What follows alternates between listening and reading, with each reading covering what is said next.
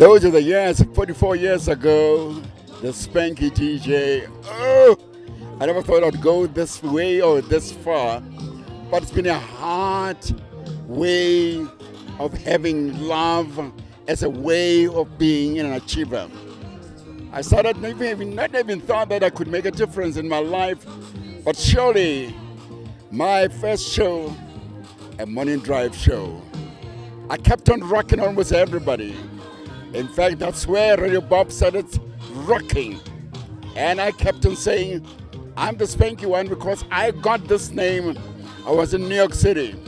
There was a radio station called WBLS and Kiss FM. And I kept on saying, this is the beginning. And I'm going to move and back home in this beautiful continent, Africa. I was in Uganda, Kampala, Lilongwe, in Malawi, Botswana, all about in the name of radio. And of course, thanks to Red David with TB.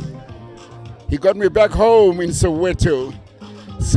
I was one of those popular guys as an MC for beauty pageants. I was always there as a motivational speaker. And remember, I was once a teacher also. Taught for 5 years. And the 5th year, I became the head of the school. I've always been there on the platform of talking to people. And radio took me into higher standards of what is talking to people. And today, I still say, yay! Radio is solid.